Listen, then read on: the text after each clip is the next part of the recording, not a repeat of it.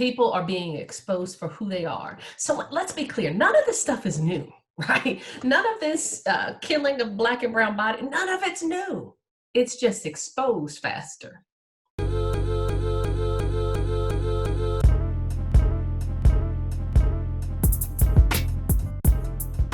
Now, you declared early on when there was a push from non-medical professionals and non-preachers to get people back in the buildings at churches, you said it's not going to happen until the virus either goes away or there's a decrease in infections. Where do you stand today on that, and why? Because we are hearing of churches that are trying to open up. Where do you stand today, and why? I still think they are ridiculous. I think that if you are pushing to open, it's probably for money reasons. It's either money or you haven't figured out technology. I feel like that's not a shepherd I would want to follow. And I'm going to be in trouble on this one. Because I feel like that shepherd isn't taking care of the sheep. See, a shepherd is supposed to watch out for the sheep because the sheep really don't know the dangers that are ahead because they can't see that far. So a shepherd stands taller than sheep, right? A shepherd can see things that sheep can't see. They're supposed to be able to watch out for prey, watch out for dangers. Look, they're supposed to inspect the sheep as they enter to rest at pasture to make sure there's no cuts, no bruises, no bleeding. And if your shepherd isn't checking to make sure all things are safe, something's wrong. I'm not ready to open. I know that there are churches who are doing outside service. There's no proof that it won't spread. There have been churches who've had outside service and people still get infected. There are people who've done social distancing in churches and people still get infected. And so I don't think we're at a place where we know enough to put people in danger. There was a whole article about singing in the church and how singing and lifting up your voice and praising, pushing the words out of your mouth spreads even further than a conversation. And we Black folk, we gonna sing, right? I'm gonna preach with energy. I just don't think it's safe. I just preached so tomorrow, Fifth Sundays, we don't typically have service. And so I preached for Union Baptist Church in Durham, and they pre-record. And so I recorded the sermon yesterday, and no one came anywhere near me. They all had on masks. They take this thing serious. And this huge church has decided, no, we're not coming back either. And so actually, I'm really watching my pastor at this point going, so if he's not opening, I know I'm not opening.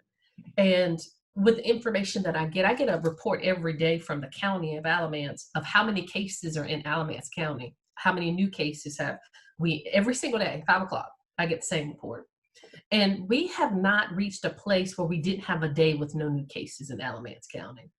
And I know people go, well, Roxborough doesn't have as many. Well, people who live in Roxborough work in Durham, they work in Raleigh, they work in Burlington, they work in all these places. They may just not have symptoms.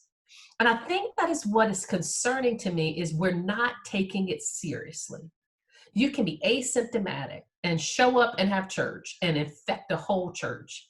And I have older members that I love as if they were my grandparents, and I'm not taking that chance on them.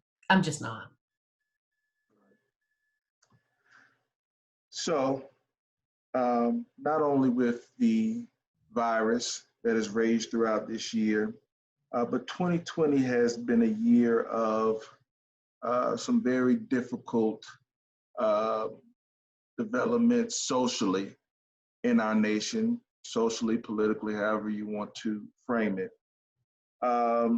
We've seen violence, particularly violence toward African Americans. We've seen a great deal of hate speech and justifications of violence. And then recently in our own county, we had the shooting of David Brooks Jr. by a law enforcement officer.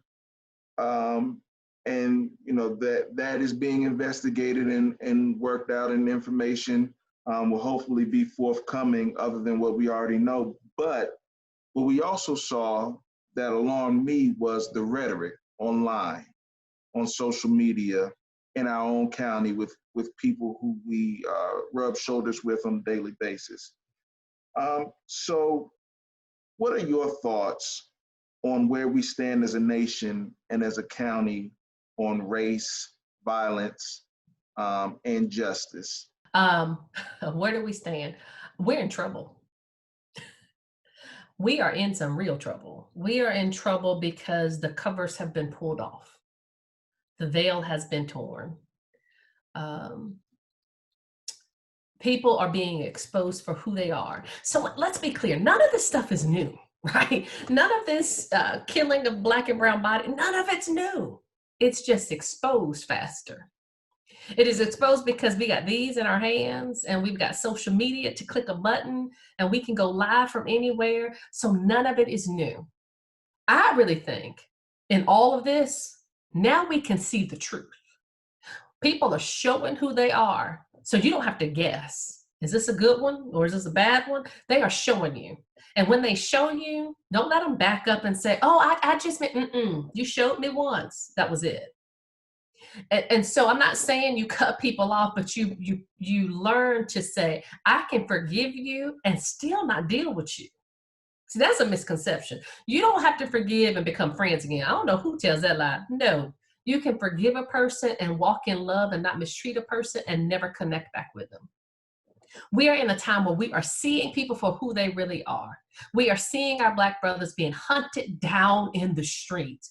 We are seeing officers who don't know how to deal with mental health. Roxborough. And I have watched that video and I won't give my whole opinion on the video. I will say, I can't tell you how I would have responded as the officer or as David Brooks Jr. I don't think we have a clear enough picture of what happened. I don't know if he lifted a gun or lifted a bag. I don't know. And so for me, I don't want to speak out of ignorance and say any of that. I wish I had a better view of the video. And some people can clearly say, this is what I can't see that when I see the video. And so I pray that justice happens, and I pray that we as a community look for justice, right? The only reason I'm not out there rallying is because COVID is real. And So I'm not doing rallies. I'm not. People ask me to come speak.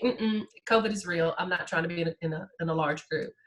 But with society, we are in a place now we see that this stuff is real. Y'all gotta vote. I tell my church all the time, there's an orange man in the White House and he gotta go. And if your pastor is sitting around telling you, and you are in Black skin, that you should vote for the orange man in the White House, you need a new church. You need a new church, because there is nothing that politically this person has done to save your soul. Nothing. That person has brought out hatred, despicable hatred, allowing things to happen in our society and not say a word. So again, if your pastor's telling you, because I know some are, to vote for the orange man in the White House, run. You can come New Mount Zion any day of the week. You can call me, I'll give you a word on the phone, but do not follow a shepherd who is in Black skin who is telling you to vote for that man. We got to get out and vote and make a change. And we vote for the right candidate and we push them and make them stand on their word. We'll see justice happen.